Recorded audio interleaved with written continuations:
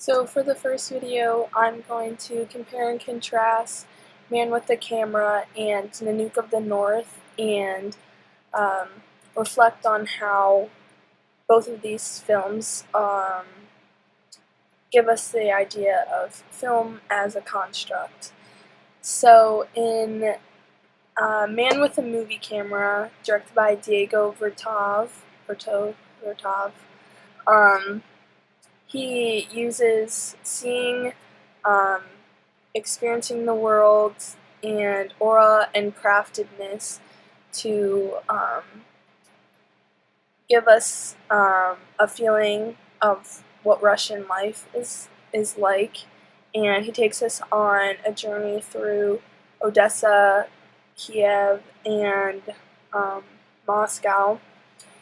And he doesn't use any dialogue. The whole film is silent, and because of that, we don't see his subjects being talked for. They're able to talk for themselves through their daily lives, their routines, whether it's work, school, play. We see throughout the whole film a really healthy and beautiful balance between work and play, and I think that's what Vertov was really trying to focus on, or at least that's what I experienced throughout the film.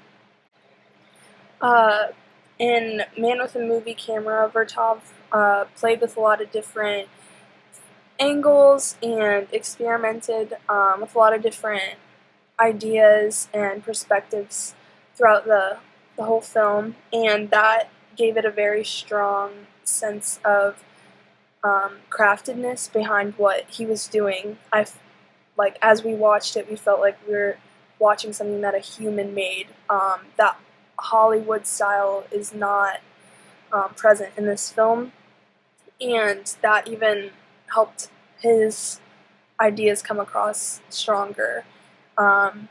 And he never imposed his own ideas, values, or thoughts upon the audience. He just showed up and filmed the lives of everyday people, working class people in Russia. Through Man with a Movie Camera, as an audience, we're reminded that these cities are worth being filmed. Sort of on the contrary, the film Nanook of the North, directed by Robert J. Flaherty,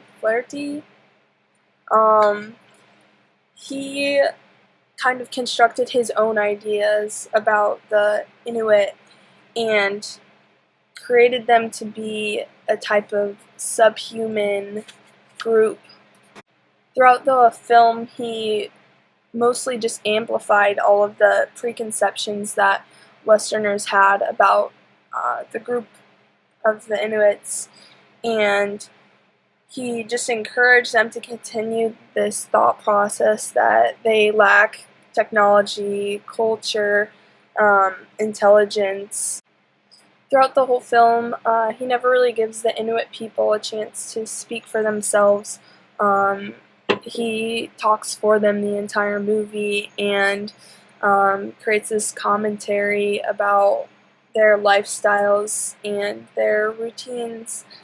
One scene that really stuck out to me was when the group of men caught the seal and ate it raw, and he is just constantly portraying the Inuit people as incredibly savage and almost cannibalistic people. He even changes the names of the characters to seem more savage and authentic.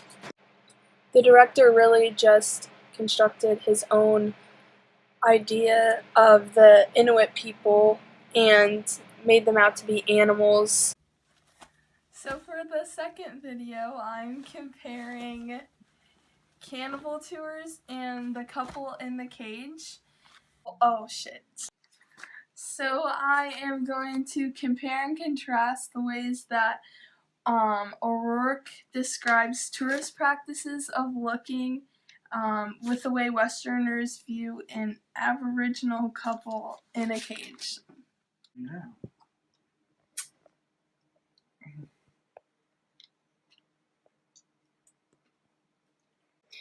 In the Cannibal Tours, we learn about how tourism prefers the reconstructed object. Throughout the film, O'Rourke uncovers the pain and destruction that tourism often causes to the Aboriginal people, and we see the price that the indigenous people constantly have to pay. O'Rourke gives the indigenous people a chance to speak for themselves throughout the entire film and give their honest, raw opinions and thoughts about Western tourists. The film tells us more about our society than it does the ones that are visited.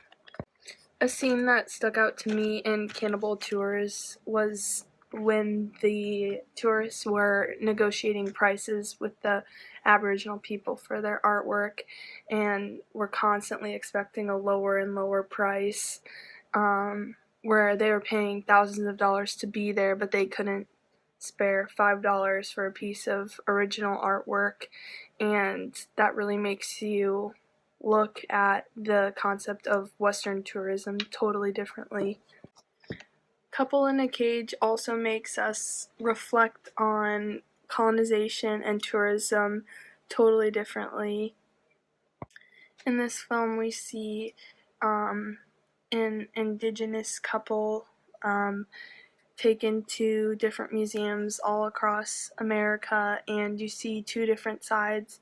One side of people who fall trapped to this idea of, the stereotypical Western tourist who is going to go next to the cage and take pictures, and then on the other hand, there's these museum goers who are really concerned by the fact that there's this indigenous couple locked in a cage like animals. Many people really voiced their concern and spoke up about the deeper meaning behind this exhibit or social experiment. And one quote that a woman said that stuck out to me was that it made her feel disgusted that she's from America. So for the third video, I'm going to talk about Bathing a Baby in Three Cultures and the film Baraka. And I'm going to be talking about the practices of describing and how both of these films describe their subjects.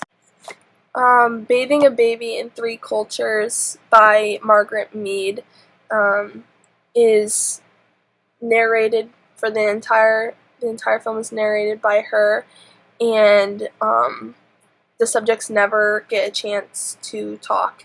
So she's describing the relationship between the mother and child as she films them bathing in three different places. I believe that the relationship between mother and child is already a very personal topic.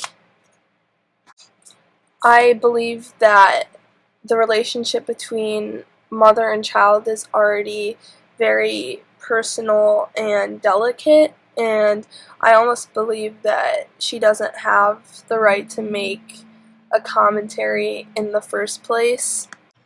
Margaret Mead's narration naturally just brings favor to the traditional American mother and child versus, for example, the mother and child in New Guinea. I think where Margaret Mead really failed was not allowing the subjects to talk for themselves, and also she was just incredibly biased based on her narration, and the viewer is going to come away thinking that the traditional American mother provides a cleaner, safer, more fun environment for her baby, but that's not always the case, and I wish that Margaret Mead would have displayed more equality, I suppose. Just because other places do things differently than us doesn't make them less or wrong. Baraka was my favorite film that we've watched so far, and I think that's because I believe the director, Ron Frick, did an incredible job at allowing each place and each culture do the talking for themselves. He took us on a journey through some of the most holy places in the world. It opened in Kathmandu. A lot of the film was in Jerusalem, which is like the most holy city in the world for Christians, Muslims, and Jews. And it showed Mecca in Saudi Arabia, which is the most holy place for Muslims. The topic of faith and religion is very delicate and controversial, but I think that what the director did a great job with was not trying to talk for these religions and these faiths, instead allowing the audience to just see the pure beauty behind these religions, whether that be in a mosque, a church, in the mountains, in a village, wherever it was. He just showed up and filmed the beauty behind their prayer, their temples, their body paint, their books, whatever it is. He just showed us the raw images of these faiths.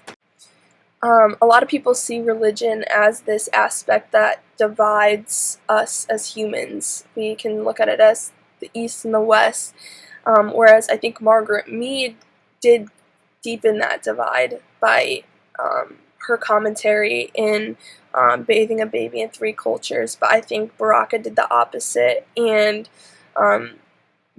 some of it was filmed in North America, some of it was in the Middle East, Africa, Asia, wherever it was. At the bottom line is that he reminded us that regardless of religion or what God we pray to, we're all human, and there's so much beauty in each religion, whether it's the one that you believe or not. So for the final video, I'm going to be talking about Night and Fog and Black Rain, and focusing on how we remember the ineffable, and how both of these films create memory. In one of the reflections of Night and Fog, it talks about the necessity of remembering, but the impossibility of doing so.